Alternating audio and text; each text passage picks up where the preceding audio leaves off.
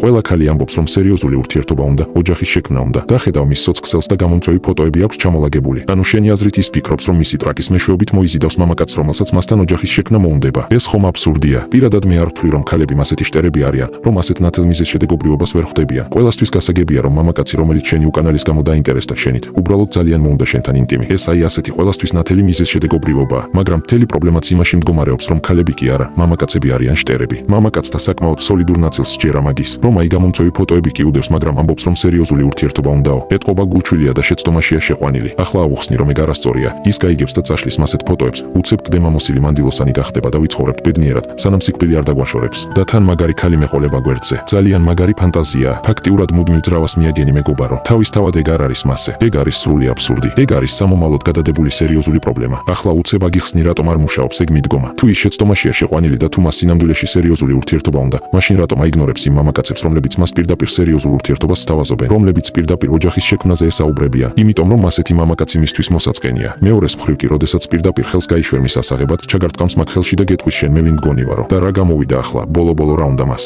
ის გამოვიდა, რომ არც გადამეტებული სანდოობის დემონსტრაცია და არც გადამეტებული ფლირტი არ ჭრის. ანუ ქალი შტერი კი არა, პირიქით ძალიან ცბიერია. ის თან ემოციურ თამაშებს თამაშობს და იკვებება მაგ პროცესით და თან კდემამოსილი მანდილოსანია. რა თქმა უნდა, ნდობისა და ფლირტის სწორი და ეფექტური კონცენტრაციით მისი მაგ ფარის გარღვევა და მისი სრულიად სუსტ პოზიციაში ჩაყენება არის შესაძლებელი. ეს პროცესი მათემატიკური სიზუსტით გათვლადი და ახსნადია. ამაში არაფერია არც რთული და არც ამოუხსნელი. პრობლემა სხვა რამეშია. იქამდე სანამ შენ ქალებზე ხარ დახამებული, იქამდე სანამ ქალი მისი ტრაკის მეშვეობით ახდენ შენს გადაწყვეტილებებზე გავლენას, შენ ვერც ქალის სწორად შეფასებას და ვერც მისი რეალური მოტივაციის დანახვას შეძლებ. შესაბამისად ვერც ნორმალური ქალის შერჩევას შეძლებ. ამიტომ გთავაზობ ვიდეო კურსების შემეცნებას და გირჩევ შემდეგი კურსით დაწყებას. ყველაფერი ქალების შესახებ. ამ ვიდეო კურსის დეტალური შესწავლის შემდეგ ორ წინადადებაში მიხვდები შენს წინ მდგომი ქალის ფსიქოტიპს და შეძლებ მისი სამომავლო ქცევის მოდელის პროგნოზს. ეგ კი იმას ნიშნავს, რომ ჭადრაკის დაფაზე ბევრი ნაბიჯით წინ ხარ. ვიდეო კურსების კატალოგის ბმული აღწერაში და პირველ კომენტარშია. შესაძენად მომწერე WhatsApp-ზე.